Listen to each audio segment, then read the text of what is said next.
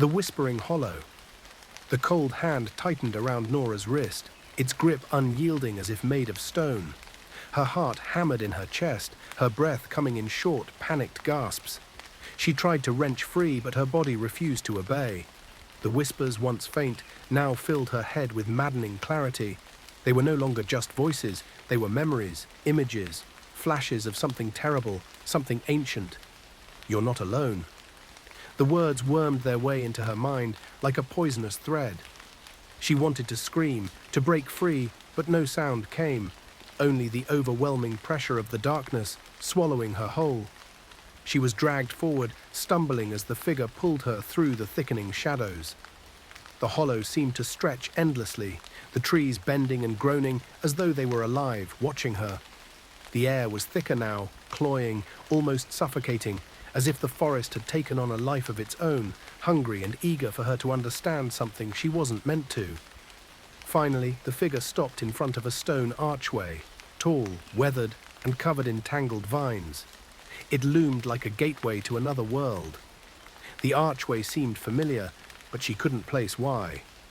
Beneath the weight of its presence, everything felt wrong, unnaturally still, yet vibrating with a low, distant hum, as if the very fabric of reality was stretched thin here. "What is this?" Nora whispered, barely recognizing her own voice. It was soft, fragile, like the words might shatter if spoken too loudly. The figure remained silent. Its face remained obscured by the deep hood, but Nora could feel the weight of its gaze. She tried to step back, but her body was no longer her own. Her feet moved on their own accord, her legs carrying her toward the archway against every instinct screaming in her mind. The voices, the whispers, they pushed her forward. As her foot crossed the threshold of the archway, everything around her seemed to change.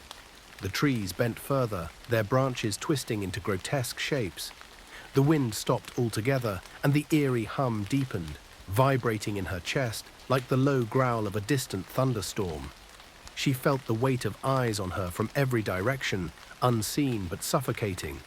Then the air shifted, and the ground beneath her feet cracked open.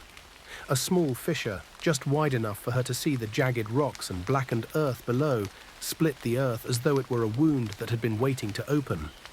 And there, deep within the crack, something glowed faintly, a sickly green light that pulsed like the beat of a dying heart. Nora's stomach twisted with nausea, but she couldn't look away. The light, it called to her.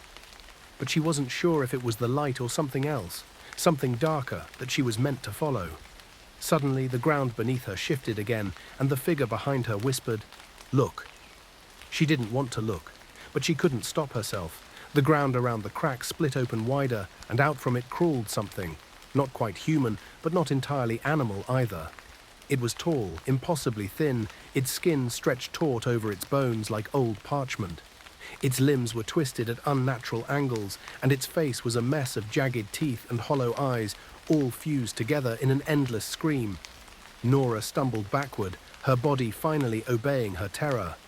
She wanted to scream, to run, but the figure's grip held her fast. The creature crawled forward, its long skeletal fingers scraping against the ground, reaching for her. What is that?" Nora gasped, her voice weak, trembling in the face of such horror. The figure's voice was low and deliberate. "It is the Guardian." "Guardian of what?" she managed to whisper, even as her heart hammered in her chest. The figure tilted its head slightly, as if considering her question. The air felt even colder now, as if it had turned to ice. "Of the hollow, of the curse." "What curse?" Nora asked, her voice breaking. The creature, if it could even be called that, paused for a moment, its eyes locked on hers. The hollow, empty eyes. Its head twitched as if trying to understand her question, but the figure spoke again before it could answer. "You should have listened," the figure said. "It's too late for you now." With those words, the ground beneath Nora's feet crumbled entirely. She fell. Nora's stomach lurched as she plunged downward. The darkness consumed her, but there was no sound, no sensation of wind rushing past her, as though the fall had lasted too long to comprehend. She tumbled through a tunnel that seemed to stretch for miles, walls of slick stone closing in on all sides, as if trying to squeeze the very life out of her. But then, just as suddenly as the fall had been, title through the eyes of another. It was an ordinary evening when the first message arrived. Lily had been sitting at her desk, scrolling through her phone as the last few rays of daylight melted into the horizon. The warm golden glow of the streetlights outside her apartment window reflected off the glass, casting long shadows on the wall. It was a peaceful evening, the kind that made her feel safe and at home. Then the text came. "I see you." Lily blinked, unsure if her eyes were playing tricks on her. She thought it might be a prank, but her gut told her otherwise.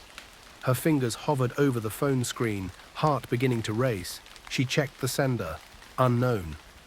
At first, she laughed nervously, trying to dismiss it. But that laughter died when a second message popped up. "I've been watching you for weeks now. Your apartment, your habits. I know everything." Her breath caught in her throat. Lily quickly locked her phone and set it down on the desk, her mind spinning. Who could this be? Was it one of her friends, playing a sick joke? But no, none of her friends would be so cruel. The eerie sense of being watched, however, lingered long after the phone was put away. It didn't matter that the messages had stopped. The feeling clawed at the back of her mind. She stood up, glancing around the apartment. It was quiet. Too quiet. She walked to the window and looked out into the darkened street below. No one, no sign of anything out of the ordinary. Lily tried to calm herself. It was probably just a sick prank. A wrong number, maybe. She went to bed, but sleep didn't come. The next few days were filled with anxiety. Each time her phone buzzed, Lily would jump, her heart skipping a beat. Every time she passed a mirror, she'd glance at her reflection, wondering if someone was standing just behind her, hidden in the shadows. Every stranger on the street made her feel like they were staring at her, watching her every move. She couldn't shake the feeling. Lily spent her days working from home, trying to distract herself from the gnawing fear that seemed to follow her everywhere. She'd occasionally check her phone, hoping the messages had stopped, but they hadn't. They only got worse. "I know you go to the coffee shop on 5th every morning at 8 a.m. I'm always there when you leave. I see your cat when you leave for work. I know she stays in the window until you get back. It's almost like she's waiting for you." It was no longer just a vague, ominous message. It was personal. The details were too specific, too intimate to ignore. He, or she, had been watching her. Not just through windows, but in the very spaces she felt safest. Lily became paranoid. She began to make changes to her routine. She stopped going to the coffee shop at 8 a.m. Instead, she left earlier, taking a different route to work. She started locking her windows and installing extra lights outside her apartment. At night, she slept with a baseball bat under her bed. But no matter what she did, the messages kept coming. "You can't hide from me, Lily. I'll always find you." She didn't tell anyone, not at first. She didn't want to seem crazy, didn't want to burden her friends with something she couldn't explain. Besides, who would believe her? Who would believe that someone was actually watching her, following her every move? Then the messages became more disturbing. "I know what you're wearing right now. You look good in that shirt. I love the way it hugs your shoulders. I saw you earlier today at the park. You didn't see me, but I saw you. You were sitting on the bench, reading. I stood behind a tree just out of sight. You looked so peaceful." Lily felt her skin crawl. The thought that someone had been watching her so closely, had been hiding just out of sight, made her stomach churn. She stopped going to the park altogether, but it didn't matter. "I miss seeing you. You don't go to the park anymore. Maybe you'll go tonight." The paranoia set in. Lily couldn't tell who the stalker was or how they were getting these details. There was no way they could be this close. No way they could know so much. She'd started feeling like she was losing her grip on reality, as if every movement she made was being tracked, catalogued, and analyzed. Every phone call she made, every text she sent, every grocery store she visited, it felt like someone was always one step ahead of her. It became unbearable. Lily began to lose weight from the stress, her sleep disrupted by nightmares of shadows that crept in through the cracks in her apartment. She would wake in a cold sweat, her heart pounding, feeling the weight of unseen eyes on her. But then something worse happened.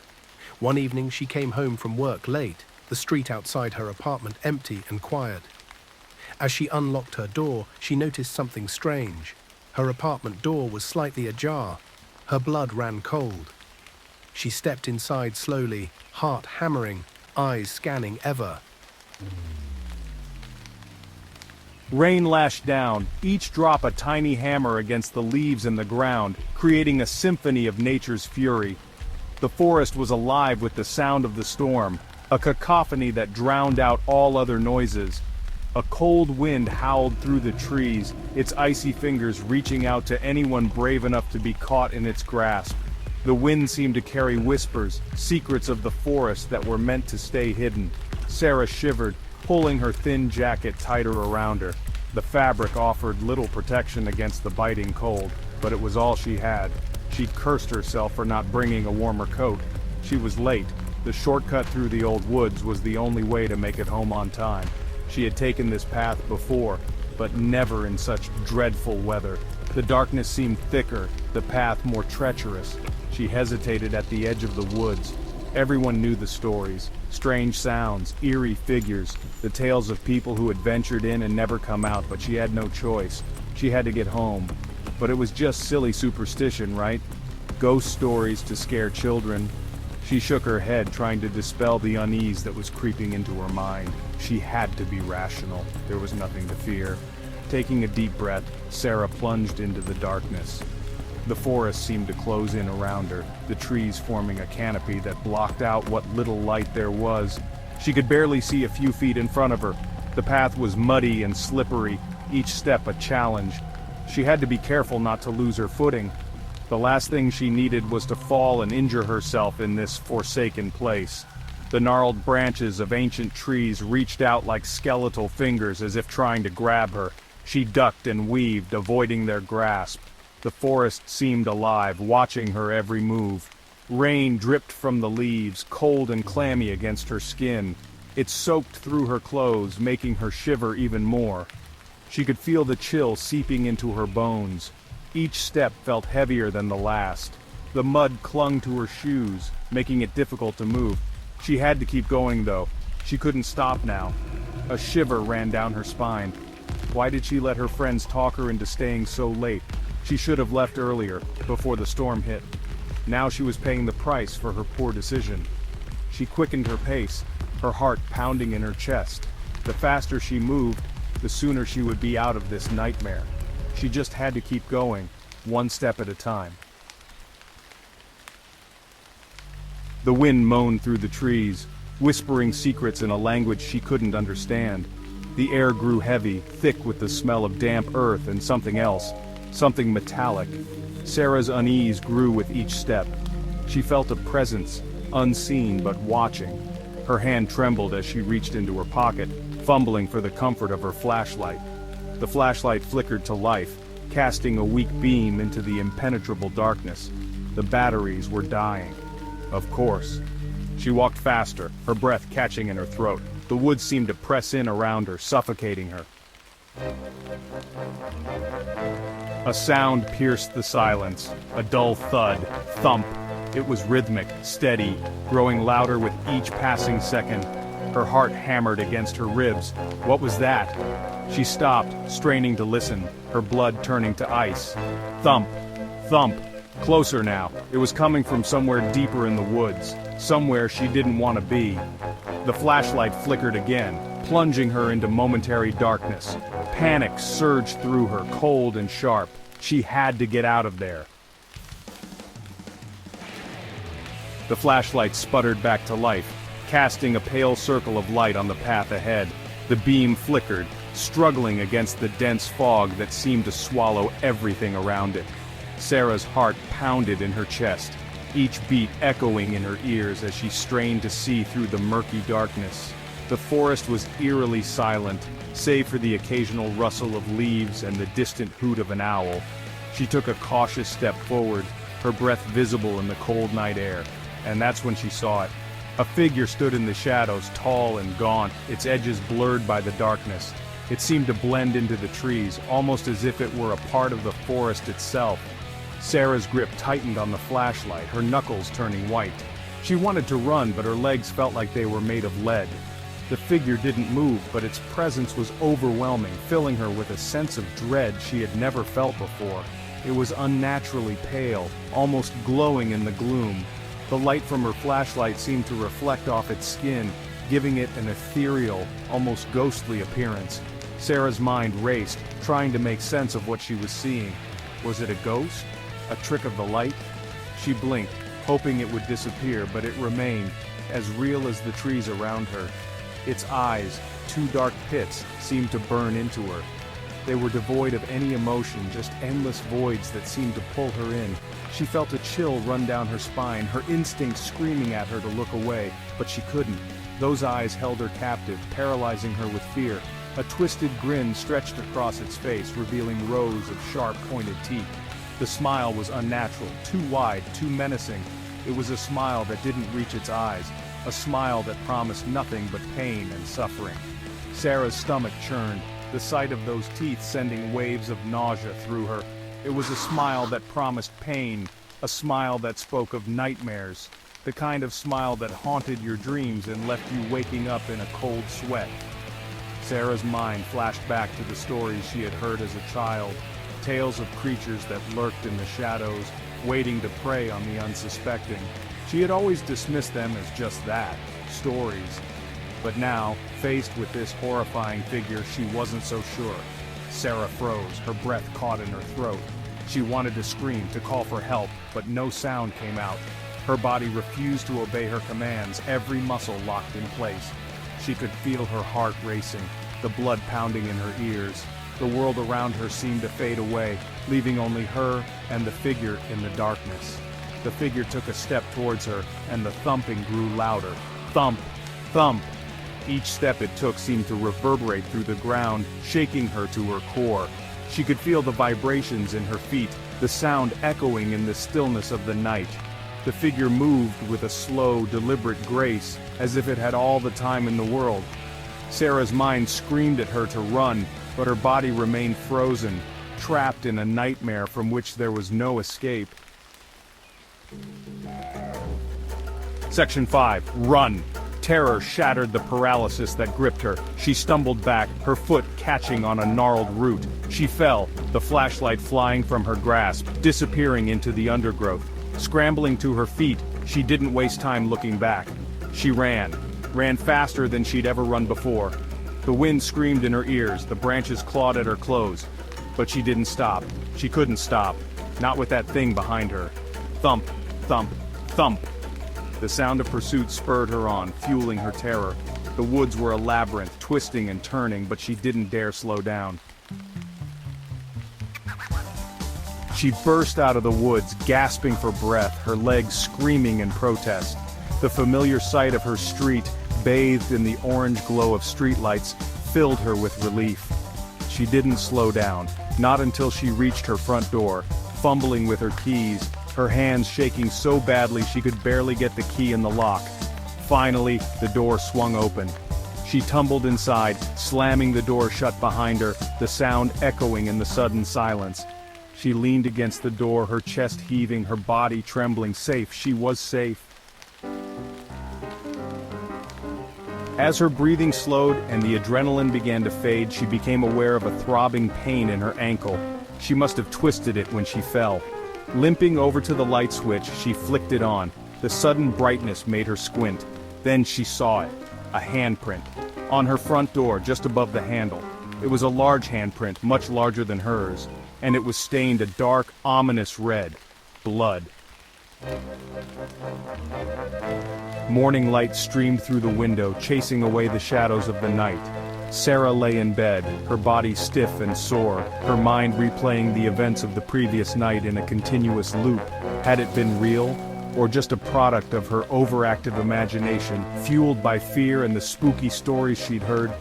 She got out of bed and limped over to the door, her heart pounding in her chest. The handprint was gone, not a trace remained. Relief washed over her, followed by a wave of doubt. Had it ever really been there? She went about her day, trying to convince herself it had all been a bad dream. The events of the previous night played over and over in her mind like a haunting melody she couldn't escape. She tried to focus on mundane tasks, hoping the routine would drown out the fear. But every shadow seemed to whisper. Every creak of the house seemed to echo with the terror she felt. She couldn't shake the feeling that something was watching her, waiting for the right moment to strike. But the fear lingered, a knot of dread in the pit of her stomach. It was as if the handprint had left an indelible mark not just on the door, but on her very soul. She felt it every time she closed her eyes, a cold, clammy sensation that made her shiver. She tried to tell herself it was just her imagination, but deep down, she knew it was more than that. It was a warning, a sign that something sinister was lurking just out of sight. As dusk fell, she found herself drawn back to the front door. It was as if an invisible force was pulling her, compelling her to confront her fears. She stood there, staring at the door, her heart pounding in her chest. The air was thick with tension, and she could almost hear the whispers of the past echoing around her. She reached out a trembling hand, hesitating for a moment before finally touching the cold, hard surface of the door. She stared at the spot where she'd seen the handprint, her blood turning to ice. The memory of that night was still fresh in her mind, the fear as real as it had been then. She could almost see the handprint glowing in the dim light, a ghostly reminder of the horrors she had witnessed. She took a step back, her breath coming in short, sharp gasps. She knew she had to get away, but her feet felt like they were rooted to the ground. It was faint, almost invisible in the fading light. But it was there, a chilling reminder of the terror that had invaded her life. She could feel its presence, a dark, malevolent force that seemed to seep into her very being.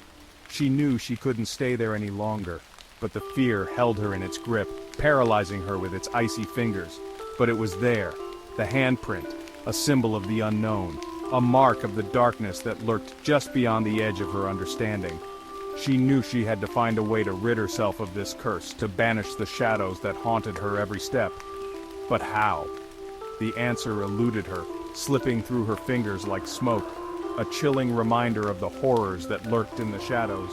The woods had always been a place of mystery and danger, but now they seemed even more sinister. She could almost see the dark shapes moving among the trees, hear the whispers of the unseen creatures that called the forest home. She knew she had to stay away, to avoid the path that led through the heart of the darkness. From that day forward, Sarah never took the shortcut through the woods again. The memory of the handprint was enough to keep her on the well-lit paths, away from the shadows that seemed to reach out for her. She knew she couldn't escape the fear completely, but she could at least avoid the places where it was strongest. She found solace in the familiar, in the safety of the known, and she never forgot the night she came face to face with the terrifying truth that some stories are best left untold. The handprint remained a constant reminder of the darkness that lurked just beyond the edge of her understanding, a symbol of the unknown that haunted her every step. She knew she could never truly escape it, but she could learn to live with it, to find strength in the face of her fears. The air was heavy. A chill wind whipped through the narrow alleyway. The protagonist, a young man with a thirst for the unknown, walked cautiously along the uneven cobblestones. Each step echoed in the silence of the night. The buildings on either side loomed tall and imposing, their dark windows like empty eyes watching his every move. He had been warned about this place. Locals told tales of strange occurrences, whispers of shadows that moved on their own, and a coldness that seeped into your bones. But he had always been drawn to the unknown, the thrill of fear, a siren song he could not resist.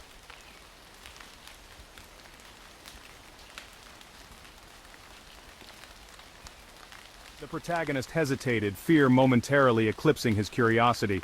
He could turn back, walk away from the growing unease that pressed down on him, but something drew him forward, an unseen force urging him deeper into the heart of the alley. He had always been a slave to his curiosity, a relentless seeker of the truth, no matter how unsettling it may be. He told himself it was his journalistic instincts, the need to uncover the story behind the rumors. But deep down, he knew it was something more, a fascination with the darkness, a desire to confront the things that scared him most. He ran his hand along the rough brick wall, its coldness seeping into his skin. The shadows seemed to deepen around him, the air growing heavy with anticipation. He felt a presence here, something ancient and malevolent.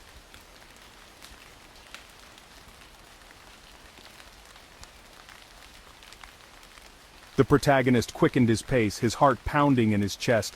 He could feel his pulse throbbing in his ears, a steady rhythm against the silence of the alley. The hair on the back of his neck stood on end, as if an unseen hand was caressing his spine. He could no longer shake the feeling that he was being watched, followed. Every creak of a loose shutter, every rustle of wind through the trash sent shivers down his spine. He was surrounded by darkness, both literal and metaphorical, and he was starting to regret his decision to come here. He thought about turning back, but the alley seemed to stretch endlessly before him. The way out was lost in the shadows, and he was trapped in this labyrinth of fear and uncertainty.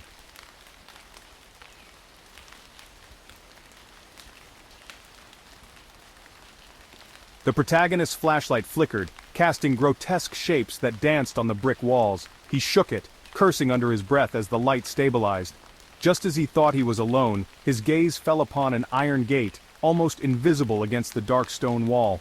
It was slightly ajar, the rusty hinges groaning softly in the breeze. The gate seemed out of place, too new, too well-maintained in this decaying environment. It was as if someone wanted it to be found. He hesitated, a wave of unease washing over him. He had a bad feeling about this, a sense of foreboding that settled deep in his gut. But the allure of the unknown was too strong to resist. He had come this far, driven by curiosity and a thirst for the truth. He couldn't turn back now. He reached out a trembling hand and slowly pushed the gate open, the hinges groaning in protest. The alley opened up into a small courtyard, shrouded in darkness. He stepped inside, and as he did, he felt a cold hand brush against his shoulder.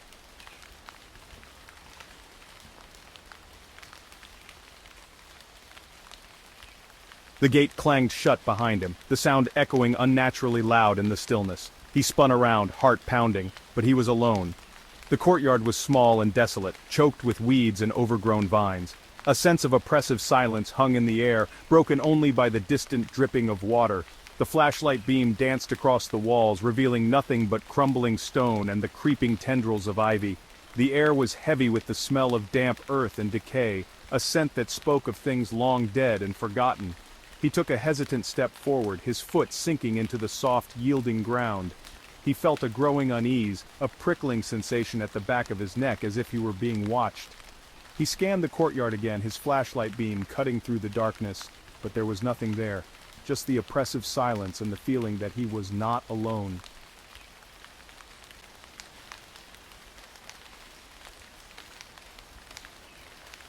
He found himself drawn to the far end of the courtyard, where a narrow stone staircase descended into darkness. The steps were worn smooth with age, and the stone was slick with moss and moisture.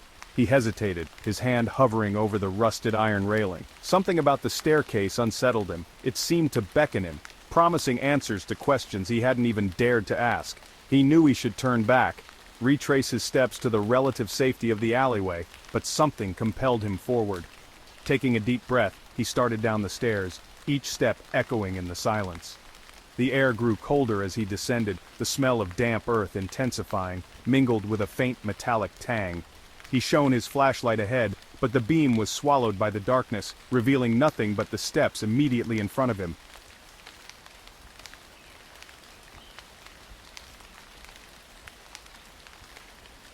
The staircase seemed to go on forever, twisting and turning into the bowels of the earth. The air grew thick and heavy, making it difficult to breathe. His heart pounded in his chest, a frantic drumbeat against the silence. He had long since lost track of how many steps he had descended, but he pressed on, driven by a mixture of fear and morbid curiosity. He emerged into a small square landing. The air was thick with dust, and cobwebs hung from every corner. And then, he saw it. A heavy wooden door set into the far wall, its surface covered in strange markings. The markings were unlike anything he had ever seen before, a series of intricate symbols and glyphs etched deep into the wood. They seemed to writhe and shift in the dim light, as if imbued with a life of their own. He reached out a trembling hand to touch them, drawn by a force he couldn't explain.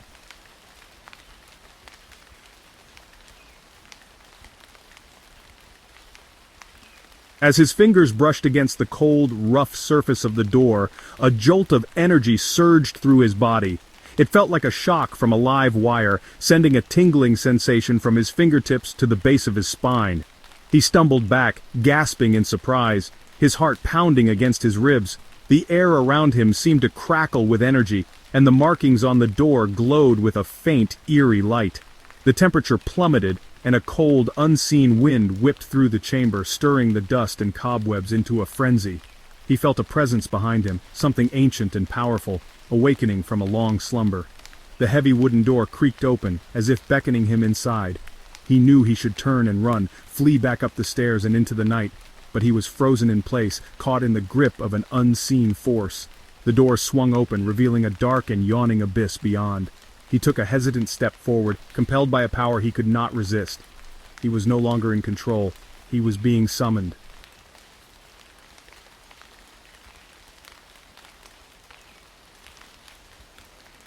He stepped across the threshold, the floor cold and hard beneath his feet. The door swung shut behind him with a resounding boom, plunging him into near darkness. The only light came from his flashlight, its beam struggling to penetrate the gloom.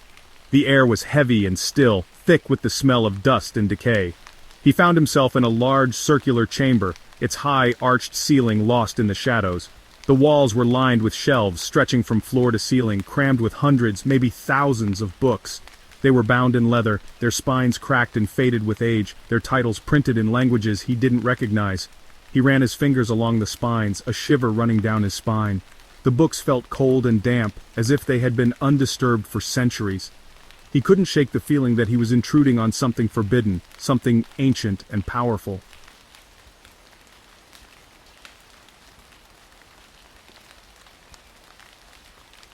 He turned away from the shelves, his flashlight beam sweeping across the chamber. Strange objects were scattered around the room, perched precariously on pedestals and hanging from the ceiling.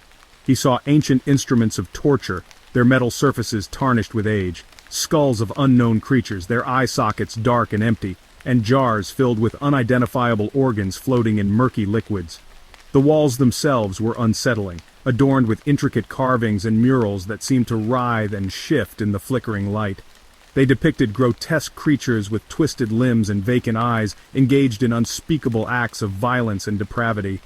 The longer he looked at them, the more he felt his sanity slipping away. He could hear whispers coming from the walls, soft and insidious, like the rustling of dry leaves. He couldn't make out the words, but the tone was unmistakable. It was a language of fear and madness, whispering secrets he was not meant to know.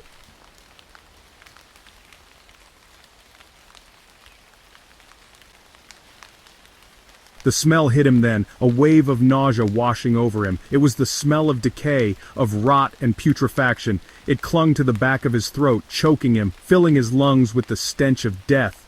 He gagged, trying to hold back the vomit rising in his throat, but it was no use. He doubled over, retching onto the cold stone floor. The smell seemed to be coming from everywhere and nowhere at once.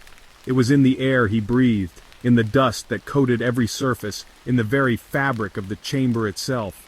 It was the smell of something ancient and evil, something that had been buried for centuries and was now being unearthed. He wiped his mouth with the back of his hand, his stomach churning. He had to get out of here. Now.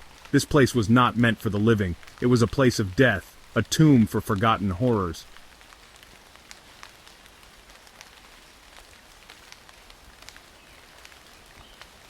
He turned to flee, his heart pounding in his chest. But as he did, he realized with a sickening feeling that the door was gone. The wall where it had stood was now smooth and unbroken, as if it had never been there at all. He ran his hands over the surface, his heart sinking with each passing second. It was solid stone, cold and unyielding. There was no handle, no latch, no sign of an opening. He was trapped. Panic welled up inside him, threatening to consume him. He pounded on the wall with his fists, his cries echoing through the chamber. But the only answer was the soft whisper of madness from the walls. He was trapped in this nightmare, alone with the whispers and the stench of death.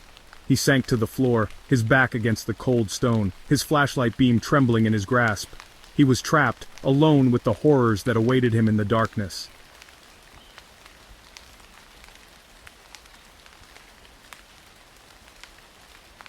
He sat there for what felt like hours, his mind racing, his heart pounding against his ribs. The silence was almost unbearable, broken only by the soft whispers emanating from the walls. He tried to ignore them, to block them out, but they seemed to seep into his consciousness, whispering his deepest fears, feeding his growing paranoia.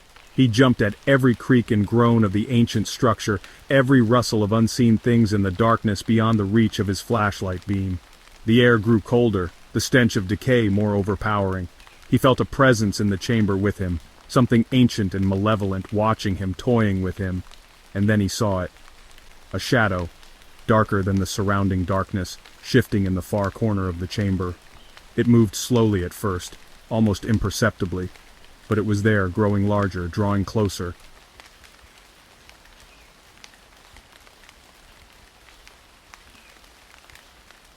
He scrambled back, pressing himself against the wall, his flashlight beam trembling in his grasp.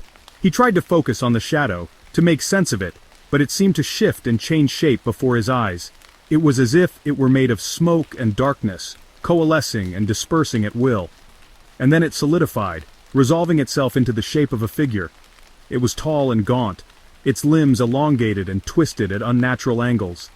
Its skin was deathly pale, stretched taut over jutting bones, as if it had been flayed. It wore a long, flowing robe, its edges ragged and decayed, the color of dried blood. It took a step towards him, its movements slow and deliberate, each step echoing in the oppressive silence. He could hear a soft scraping sound now, like fingernails dragging across stone, sending shivers down his spine.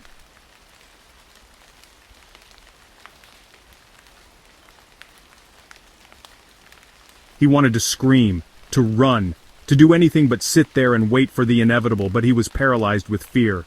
His body refused to obey the commands of his mind. He could only watch in horror as the figure drew closer, its empty sockets fixed on him with an intensity that chilled him to the bone. "You are not supposed to be here," the figure rasped, its voice like gravel grinding against bone. "This place is not for the living." The voice seemed to emanate from the very air around him, reverberating in his chest, chilling him to the core. He tried to speak, to apologize for his intrusion, to plead for his life, but no sound escaped his lips. His tongue felt thick and heavy in his mouth, as if it were encased in lead.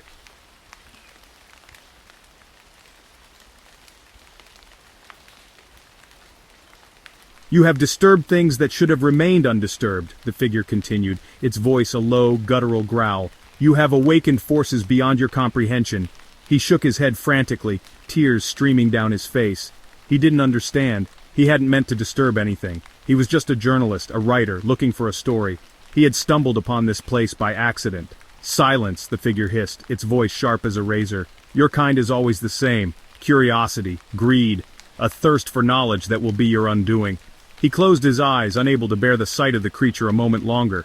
He could feel its cold, fetid breath on his face, smell the stench of decay that clung to its ragged robes.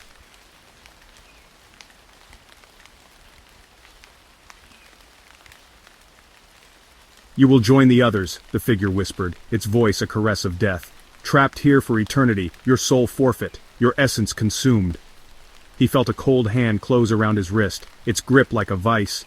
He tried to pull away, but it was no use. The figure was too strong. He was being dragged towards the darkness, towards the abyss that awaited him. And then, just as suddenly as it had begun, it stopped. The hand released its grip. The figure vanished. He was alone. He lay there for a moment, gasping for breath, his body trembling uncontrollably. He was alive. But for how long? He had been spared, but he knew, deep in his heart, that this was only the beginning.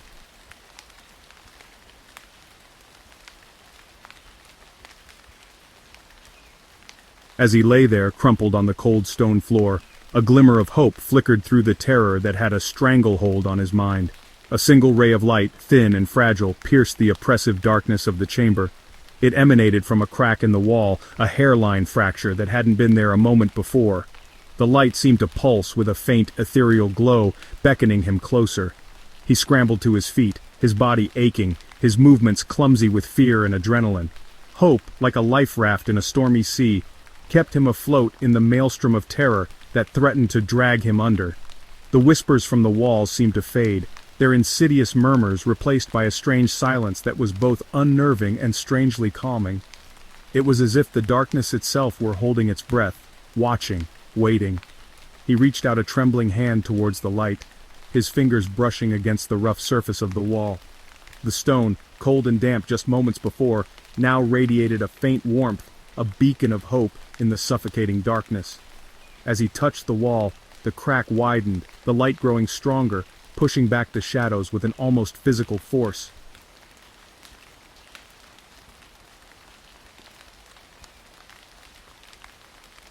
He squeezed through the opening, the stone scraping against his clothes, tearing at his skin. He didn't care.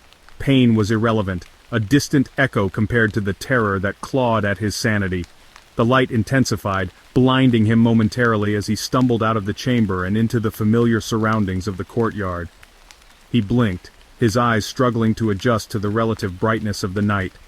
Gone were the oppressive shadows, the suffocating darkness, the stench of decay. He was back in the courtyard, the cool night air heavy with the scent of damp earth and vegetation.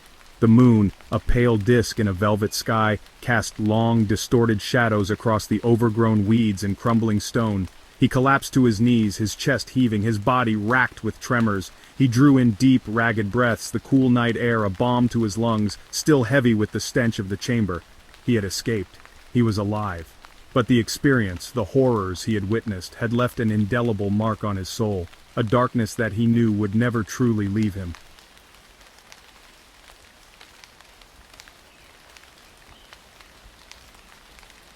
He looked back at the wall where the staircase had been, but it was gone.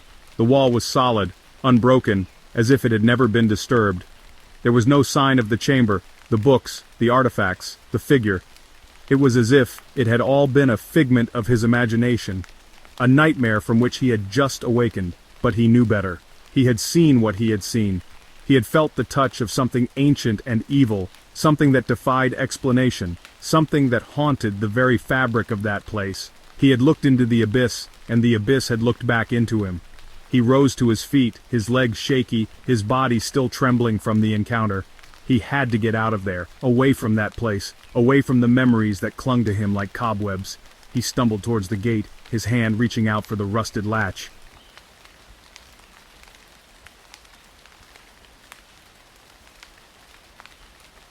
He fumbled with the latch, his fingers clumsy and uncoordinated. His mind raced, replaying the events of the past few hours in a terrifying loop. The gate creaked open, the sound loud and jarring in the stillness of the night. He stepped out into the alleyway, the familiar surroundings both comforting and unsettling. He could still feel the presence of that place, a lingering sense of dread that clung to him like a shroud. He knew with a certainty that chilled him to the bone, that he wasn't truly safe, that something had followed him out of that courtyard, something that watched him from the shadows. He quickened his pace, his footsteps echoing in the silence of the night. He didn't look back. He couldn't bear to see if something was following him, its eyes glowing in the darkness, its breath hot on his neck.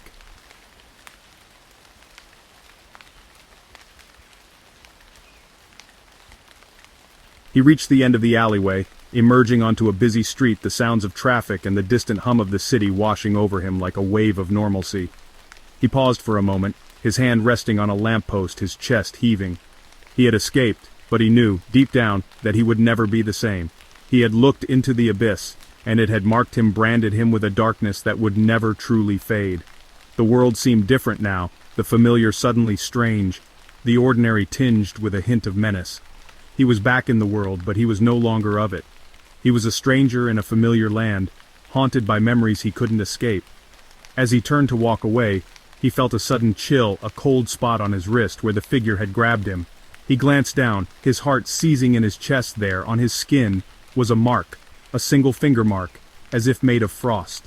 It was a reminder, a chilling reminder that some doors are not meant to be opened, some secrets are best left buried. He had been warned, but he hadn't listened, and now he would pay the price.